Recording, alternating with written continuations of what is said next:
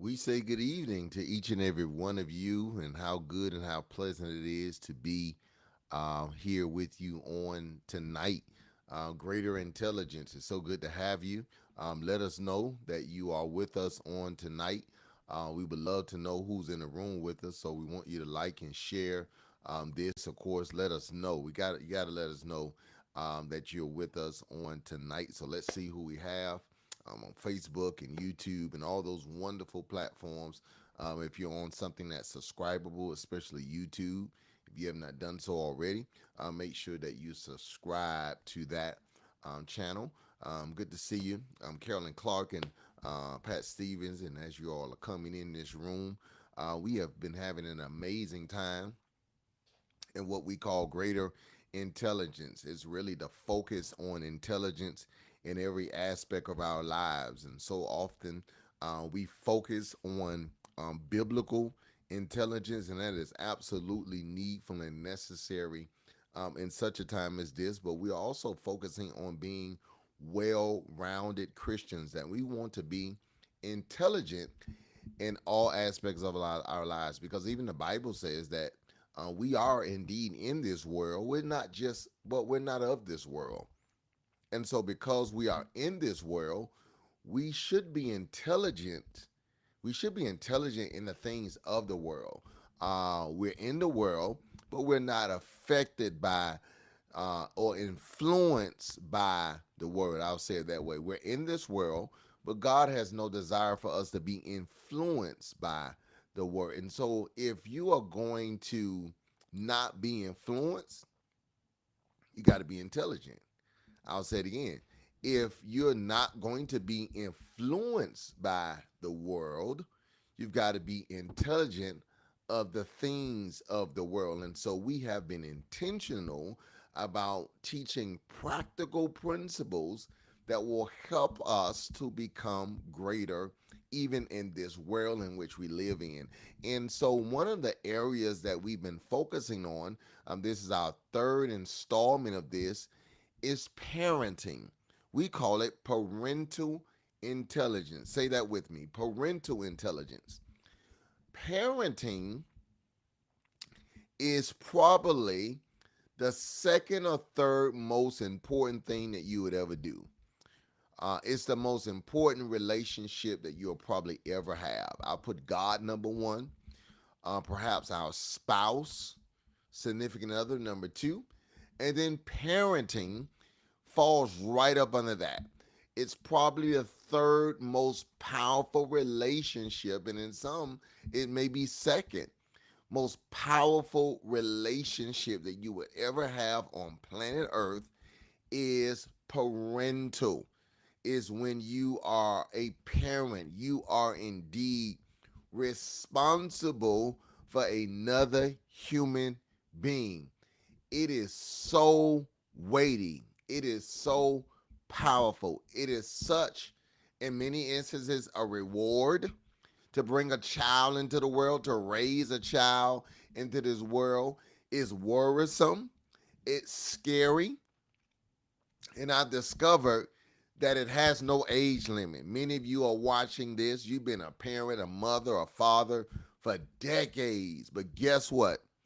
It's still a lot of pressure. It's still a lot of worry. It's still a lot of frustration. You still worry about your child. You're still concerned. You still are the parent. Your children, they're intelligent in a lot of areas, but they still come to you for stuff. And so they still expect for you to be mom and to be dad. And they still expect for you to know everything. They still expect for you to heal their wounds and to help their hurts and to build them up when they're down. And so there's a lot of pressure on being a parent. It is the most important thing, one of the most important things we'll do in life. And so we have literally been spending some quality time on parenting. We've been talking about, as a parent, who you are and who you're not. Don't really have time to cover all those bases, but we've been discovering who we are and who we are not. So I want to go back and kind of share kind of where I left off, because we had our greater gatherings last Tuesday, I want to go back to this particular principle that I shared because it was just so powerful to me. As parents, we are not perfect. Somebody shout, I'm not perfect. As parents, we have and we will make a lot of mistakes. You want to know why? Because we're not perfect people. So therefore, we're not going to be perfect parents. There's some books out on parenting, but parenting in a lot of cases is practical. A lot of parents, unfortunately, started young, so they were a kid raising a kid, made a lot of mistakes, wish they can do it all over again. You're not perfect. You've made mistakes, and it's okay to go back to your children to let them know, you know what, I didn't do that right. I I didn't have enough intelligence. I thought I had the best intentions, but I didn't do that right. I didn't teach you right. I should have taught you better. I should have done some things better. I'm not perfect. I made mistakes. We're going to make those mistakes as parents. I want you to know that you're not perfect. So don't put a lot of pressure on yourself. You're going to make mistakes. That's one of the beautiness of being a grandparent. I said a few weeks ago, one of the beauty things about being a grandparent is that you have the opportunity to kind of go back and do it all over again. Because you realize, man, there were some things I didn't do right. And so God has graced me with yet another opportunity to get right where I've been wrong. But I want to suggest that you don't have to do that with your grandparents, with your grandchild. You can do that with your child. There are someone on the sound of my voice, there may need to be a repairing of relationships. You thought you were supposed to be stern, when in those moments you should have had some compassion. You thought you were trying to do it this way because that's the way you knew, that's the way your parents parented you, and you realize I probably shouldn't have done it that way. I probably should have tried it a different way. Probably should have used another strategy. Because watch this, I'm gonna get into this. And those that have multiple children, you'll get this. What I've learned, I have two. If you got more than two, God have mercy on your soul. But I've discovered a lot of us mess up because we can't parent every child the same way. The Bible tells us, scripture, train up a child in the way that he should go. That word he is individual. Is an individualistic approach to parenting that you can't really group parent. You have to parent a child from an individual standpoint. And a lot of us has messed up, made some mistakes in parenting because we tried to do and raise this child the same way we raised another child. And the problem with that is you must understand that those children end up becoming their own person. You know, when we are parenting, we have a mold, right? We have a model. We have a way we try to shape them. We try to mold them. And at some point, when they start getting around 10, 11, 12, they start shaping themselves, right? They start forming their own ways, their own ideologies, their own preferences and ways of thinking and habits and food habits and all these types of things. And you're all messed up because now they're taking more charge of their own lives. They're telling you what they like and don't like. They're telling you, Mom, you cook spaghetti, but I don't like spaghetti, but my other children like spaghetti. So you try it's very difficult to parent each child the same way. And that's where you begin to make some mistakes, because sometimes you want this stringent rubric, you want this universal style of parenting. And I'm here to tell you, and many of you can tell it more than me, that is just not the way it goes. There is no universal style of parenting. There is no one size fit all. And if you agree with this, just put in the comment. You're absolutely right. There is no one style. There is no one particular method that you can parent. And so you gotta gain intelligence in several facets of your life. You gotta gain intelligence about who you are as a person. Then you got to gain intelligence about your children. The more you learn about them, even in their older age, the more you begin to learn about them, the better you can help them as a parent. So I wanted to kind of focus on that and go back and visit that. You're not perfect. You're not perfect. You're never going to be perfect. You do the best you can. You strive to give the best advice. You strive to be the parent that child needs. Because some children need it straight. Some need chaser, right? Some but you just try to be the best parent you can be for that child, for that grandchild. Hey, for a niece, a nephew, that parental role. I know as pastor, I'm like a spiritual parent, right? And every member is different. Everybody is different. For some, I got to be tough and firm. For some, I got to be light and loose and joke. And, I have a universal style because of my personality, but I recognize and realize I can't treat every member the same.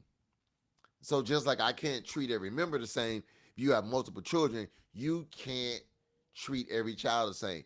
But even if you only have one child, you can't treat that child like you were treated. You can't parent that child like somebody else is parenting their child.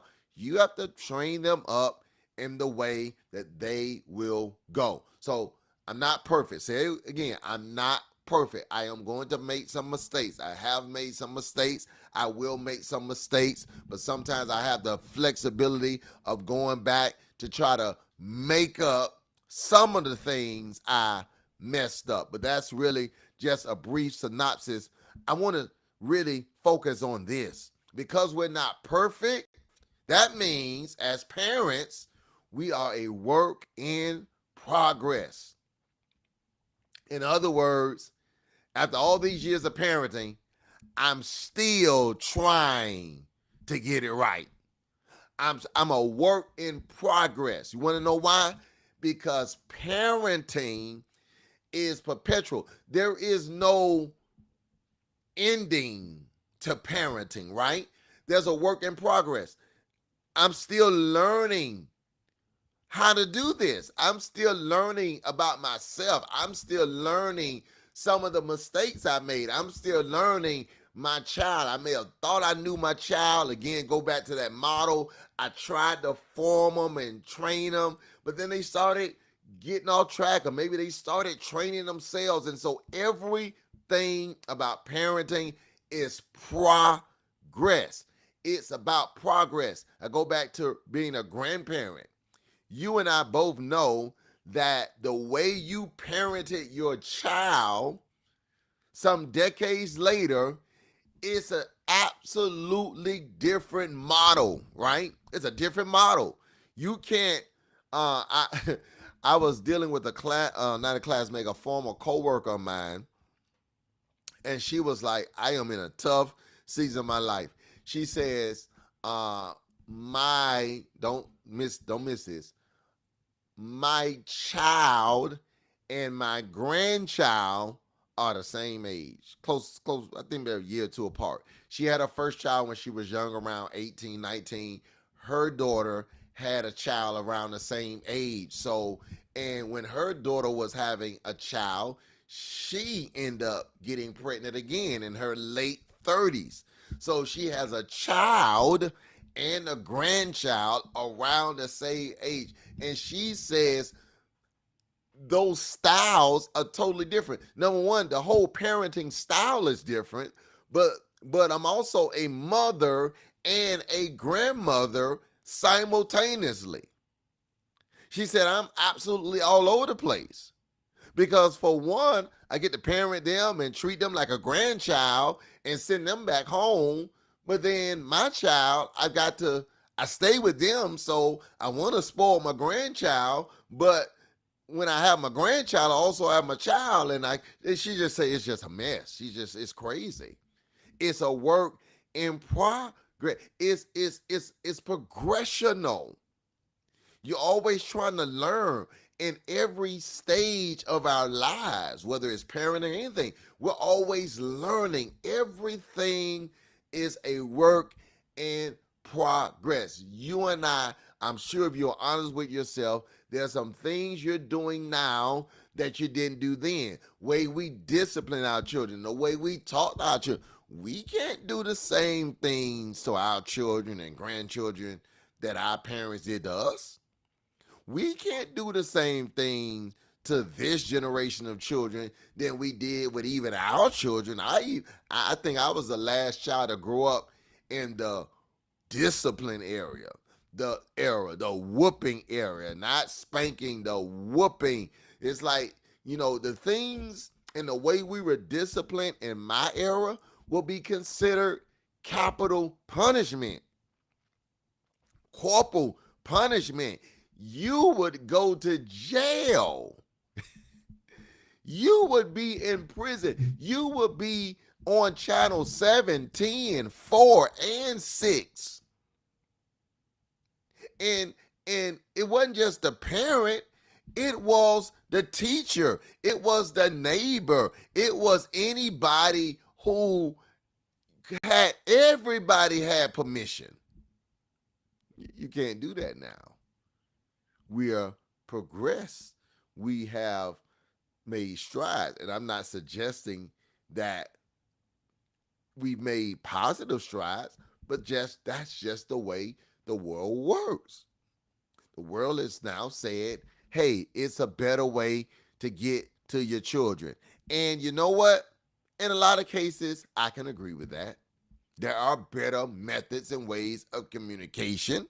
I agree with that. But a lot of what was done in the past, it worked. It worked. If it was for nothing else, putting the fear of God in that child, it worked. It kept us, I heard plenty of times, I'm doing this so the police won't have you. I'm doing this so I won't have to visit you in jail. I'm disciplining you now so the world won't have to do it. And a lot of it worked. It worked. But guess what? It's a different day. It's a different time. It's a different age. And if you still feel the need to do that, I would suggest you not do it publicly. I suggest you make sure there's no video recordings because we're progressional now. But we're still a work in progress. I want you to know that. I want you to embrace the fact that even at an older age or stage, you're still not the best parent you can be because you're still learning. You're still growing. You're still growing closer to God. And that's not just about discipline. That may be advice. That may be wisdom that you share. You see, some of the things you may have told your child to do 10 years ago, you won't tell them to do it that way anymore because you've grown. You've gained wisdom. You've gained knowledge. You've gained understanding. With all that getting some understanding. And so now the more you grow, the more wisdom you receive, the more knowledge, biblical knowledge, personal knowledge that you receive from the Lord, the more you can pour out. The more you've been fed, the more now you can dispense to someone else. So because you are growing, your parenting skills are growing. Because you are growing, everything about you is growing. Your knowledge is expanding. Your wisdom is expanding. Your way of doing things have expanded. So now you're able to pour back more because you yourself are a work in progress. Somebody shout, I'm a work in progress. I am a work. Be patient with me. God is not through with me yet. Someone says strategies. You gain strategies. Sometimes you got to pray about these strategies. Sometimes you got to go to God about these strategies. God, give me a way. Give me a way that I can get in. Give me a strategy. Give me something that will gain me interest and entry into this situation. I don't know how to do it. I tried it my way. It's not working. It's like I'm hitting my head up against the wall. I'm not getting through to this child. I'm not getting through to this grandchild. God, give me a way. Give me a way that I can enter in, and God will give it to you. But you got to realize, even in this stage and phase in your life, you still need help. I am a work in progress. I'm a work in progress. I'm a work in progress. But I want to hang out in these last two thoughts. We're not perfect. I want you to know that. Because you're not perfect, you are a work in progress. Again, that's why for those older saints, that's why you love being a grandparent. Because you realize I can do it better this time. I can get it right this time. I've got 30 or 40 more years of wisdom I can pour into this child. Stuff that I didn't know, mistakes I made, I'm gonna make them. Yeah, I spoil them, but grandma got a little something for college funds. Got a little something on the side. Just so much growth. The growth that you've received is gonna be made manifested into the generation, because now you have been a work in progress. But I want to drop this nugget on you, because I really want to focus the rest of my time on these last two principles. As a parent, you know who you are? I'm a person. Somebody shout, I'm a person. I got two principles. We're going to stay here for a minute. I'm a person. What does that mean, Pastor? When I became a parent, I discovered that I lost a lot of personal identity. When you become someone's mom, you become someone's dad, think about it. When you go to school and drop them off, you go to places with your child, they don't know your name. Oh, that's Johnny's dad. That's Mary's mom. It's like you lose your identity. In the house, nobody calls you by your name. Your mom, your dad. And they always see you as mom or dad. But guess what? You're also a person. You're someone's mother, yes. You're someone's father, yes. But guess what? You're still you. And a lot of parents lose their identity. A lot of parents lose their identity because they're always in mom mode. They're always in grandma mode. They're always in granddad mode. They're always in savior mode. They're always in providing mode.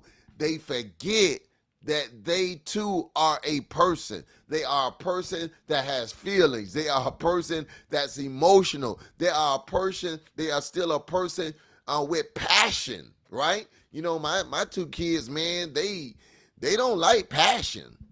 If my wife was hugging, or we try to do an embrace, or we try to, show some love to each other, I mean, those kids have a fit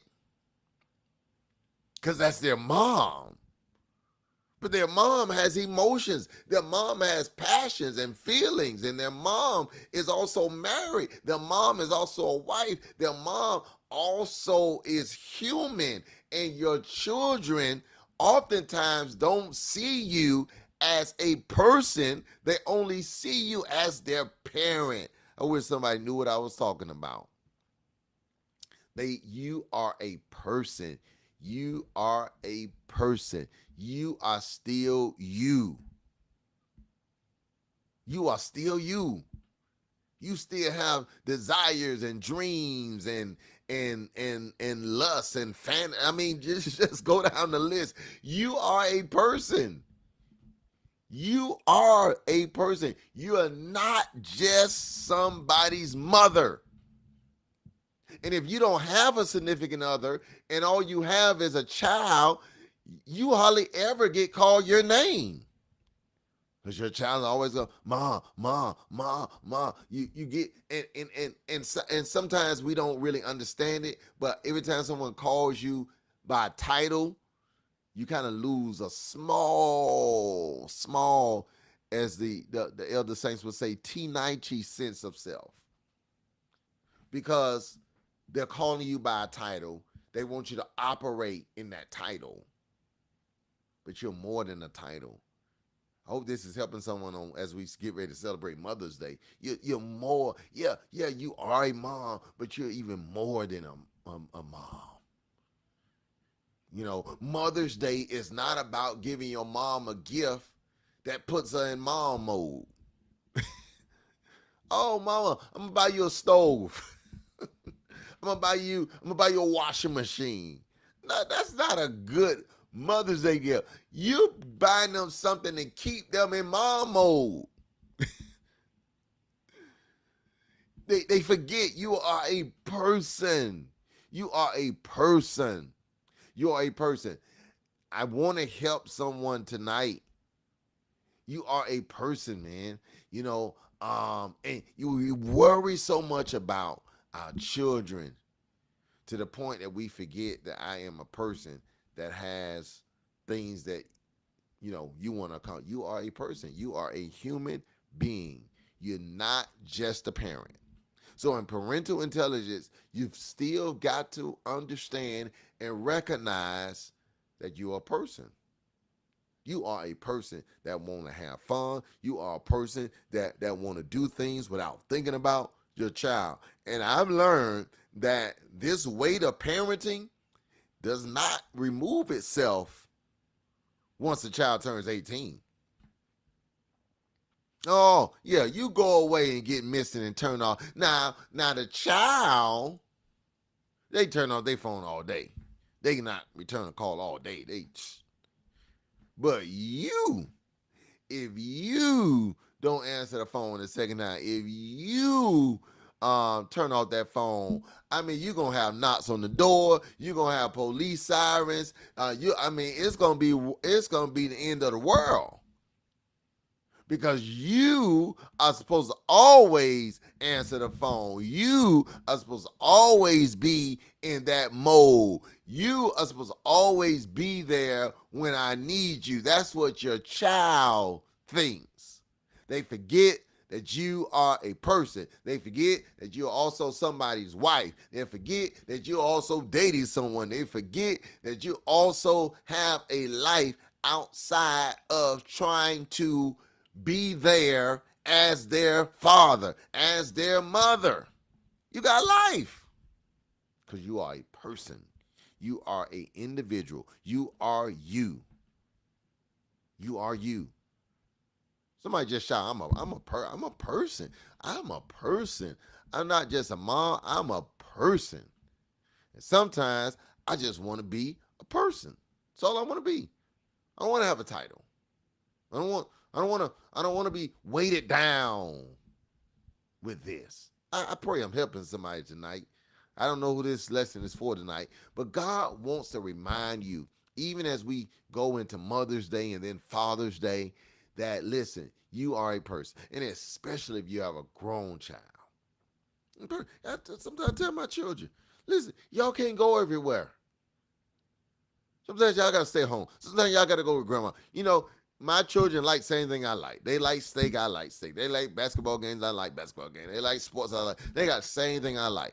And sometimes I'm like, I don't want to be with y'all today. I go to somebody's house. Let us be people. And And you gotta recognize that you are still a person. I've seen a lot of parents be such great parents that they fail to know how to be a partner. I've seen a lot of relationships fail because they don't know how to blend the parenting and being a partner. And they think they have to be one. Now, let me say this. Let me say this. Especially if you have children and you're with somebody, please understand. I'm not suggesting that you put your kids to the side for another man, another woman. I'm not saying that. Trust me, I'm not saying that. Because I've seen people go to that extreme. That is not what I'm saying. But what I'm saying is, just because you are a parent, it does not mean that you cannot have a relationship. As long as there's understanding and listen, I got children. I need you to respect that. I need you to honor that. You find someone that's willing to do that, absolutely. You don't have to substitute one role for another. That's why we've been talking about relationships. It's various forms of this. You can be a mother over here and a wife over here, a mother over here, and a boyfriend or girlfriend, whatever we call it, over here. Those are different roles.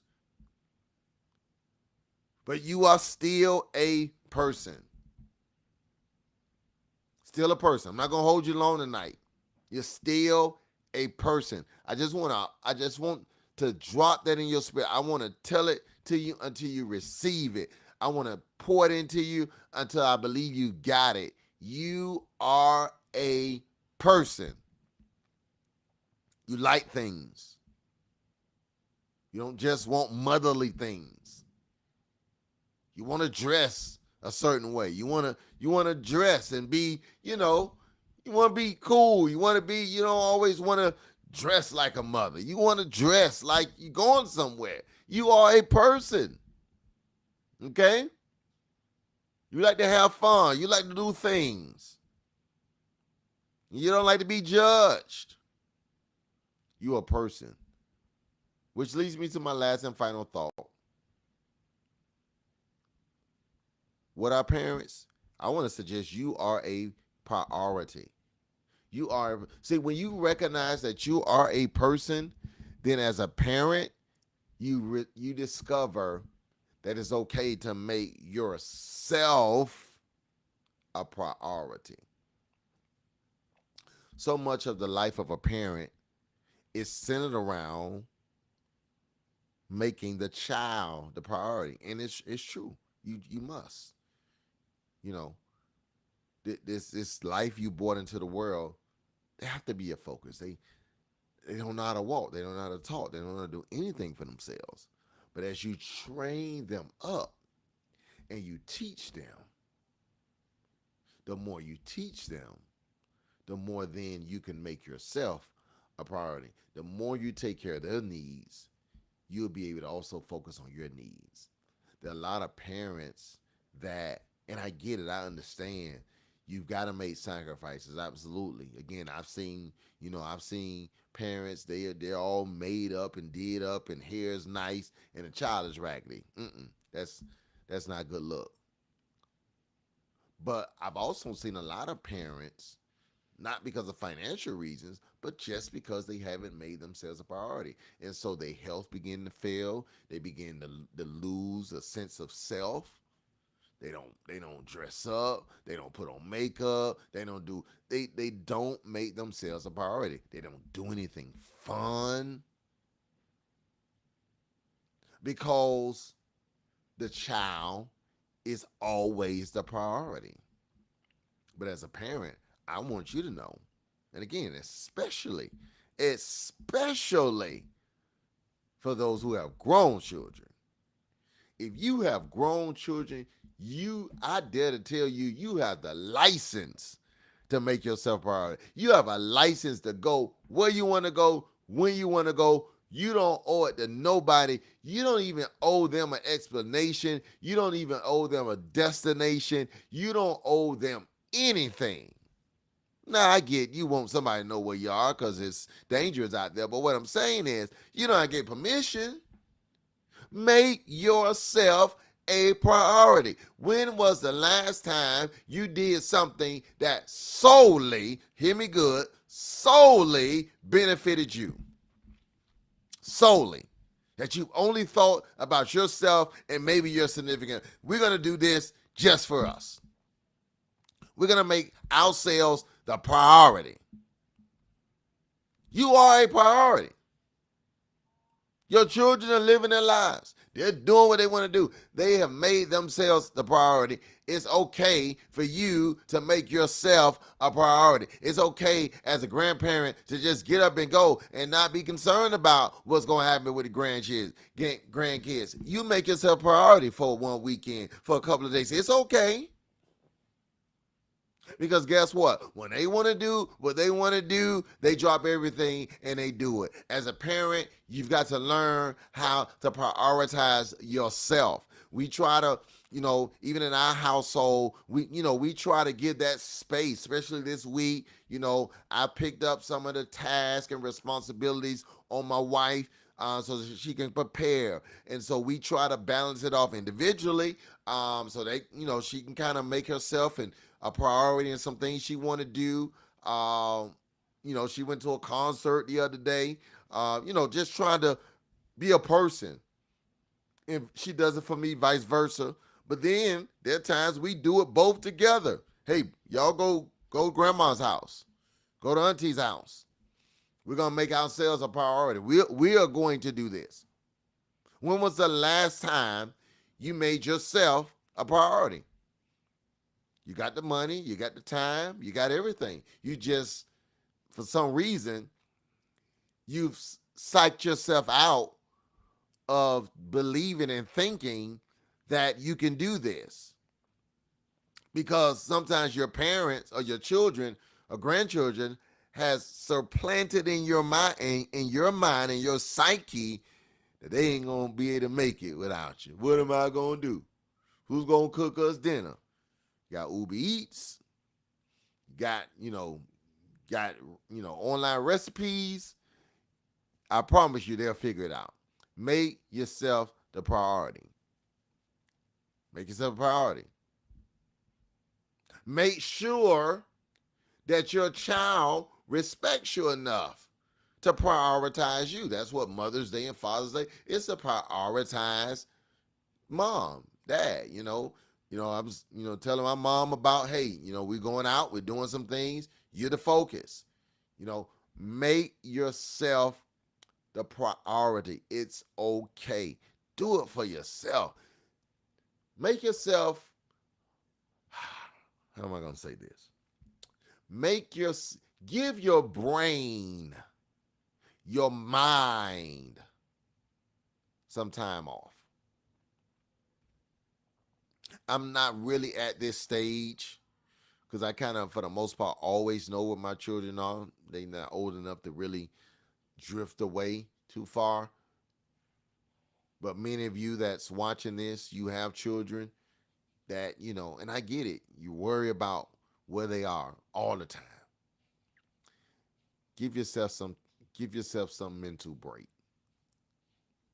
Instead of worry about them, worry about yourself.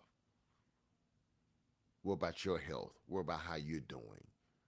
Worry about what you're gonna eat and worry about yourself.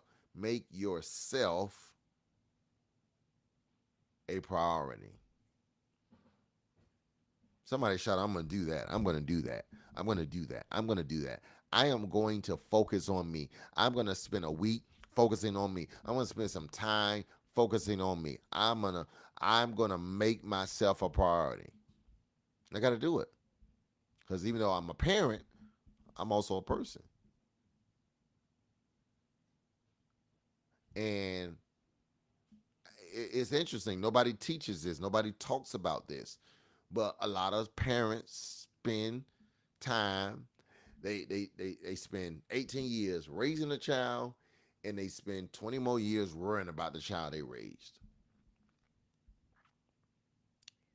So you raise them and you're worried, and the next thing you know, you nothing. Because you traded your entire life to be a parent. And again, there are responsibilities. I clearly understand that. We know that. Raise them. Text says, train up a child in the way they should go. I was dealing with, and I was really, I'm going to be transparent in this moment. I won't call any names. I was kind of done with this series, this portion of the series. But I talked to a member the other day, and they came to me very hurt. They were crying, and they were very saddened. They were saddened because they had reached a point in their lives that they had put their mental health and physical health first. And we have been kind of talking about the need to do this for several years. They always say, I can't do it. I can't do it. I'm going to always be worried. I'm going to always be, they were just really telling me they can't do it. And they came to me, this was recently, within the past 7 days.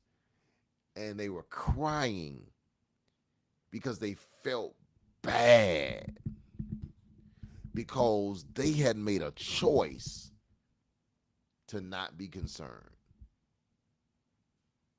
because they realized that the child wasn't concerned. And they said, Pastor, I finally got it, but I don't like how this feels. And I said to them, I'll say this to you, it's okay to put you first. I put a little asterisk there, especially when your children are grown, especially when you know you've done everything humanly possible to set them up for success, and they just don't get it. It just didn't stick, or they choose to go in a different direction. It's okay to say, you know what? Enough is enough. I can't worry about them anymore. Or I'm going to make myself a priority. I'm going to, oh, can I talk to a single woman for just a moment?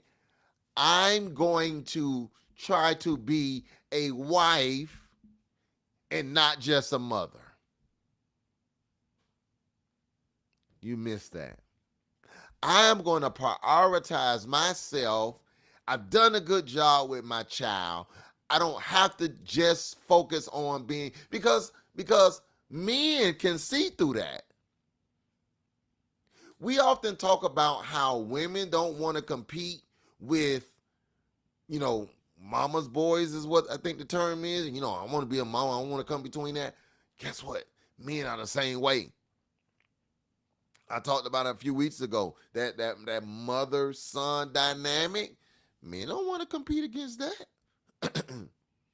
They don't want to compete against it. So you've got to say, you know what? I'm not just focusing on me as a parent. I want to be a wife. I want to be a husband. So I'm going to make that a priority in my life.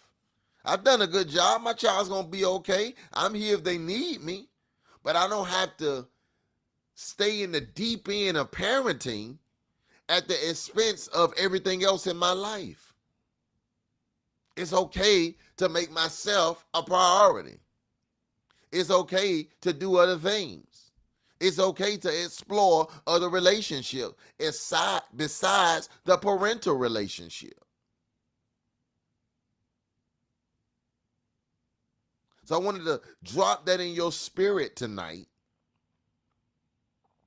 because in parenting, we've got to know who we are and who we are not.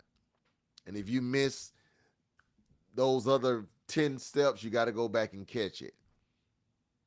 But I wanted to leave you with that tonight because I wanted every parent in the room to feel comfortable with prioritizing self. I want you to get comfortable in that. I want you to get comfortable with putting you first. I want you to get comfortable with not trying to always plan it around them. Nope, I'm mommy gone. We gone. Well, what? You didn't tell us. Nope. Because I didn't want our plans to. If I would have told you what we were doing and where we were going, you was going to try to find me some other plans. Nope, we got plans. We got plans. I'm prioritizing myself. Yes, I'm a parent. I'm also a person. I am also a priority. I'm a work in progress. Yep, be patient with me. You guessed it. God is not through with me yet. Listen, I pray that you were blessed by this 3-part series. I'm shifting greater intelligence in the area of grief. Man, I'm telling you, I want to be helpful in the area of grief. How do we gain intelligence on knowing where we are in that process? How do we grieve? You know, in the church, there's not a lot of space, real space for grieving, right? We're going to, there's just a little appetizer. So there's not a lot of space in the body of Christ for grieving. So we got to deal with that. We've got to intelligently grieve properly so we can heal properly, we can grow properly. So we got to deal with that. So next few weeks, we're going to be dealing with that. I challenge you and I invite you to be a part of that. So if you've lost a loved one, a child, a significant other, someone close, a sibling, you want to be a part of this next series of teaching and intelligence, because there's not a lot, especially in our context, there's not a lot of support systems in place. There's not a lot of grieving ministries. We attempted to launch one. It wasn't as successful as I wanted it to be, but a part of that is because it's still taboo. We don't like to focus on grief. We don't like to admit that we're grieving because it's just such a taboo. It just seems like it's weak. It's not weak. We just have to learn how to do it, and we have to learn that other people are also in that process. So I want to deal with that, and prayerfully is going to launch something within our church, okay? Prayerfully is going to launch something in our church. So I want you to be in prayer about that. Listen, as always, thank you so much for your time.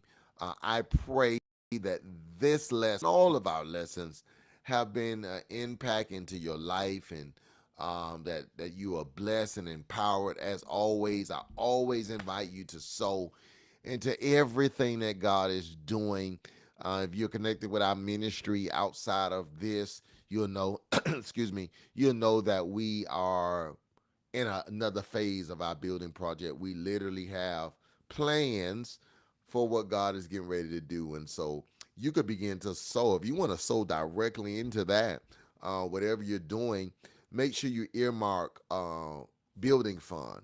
And so we'll make sure that those funds get to where they need to go.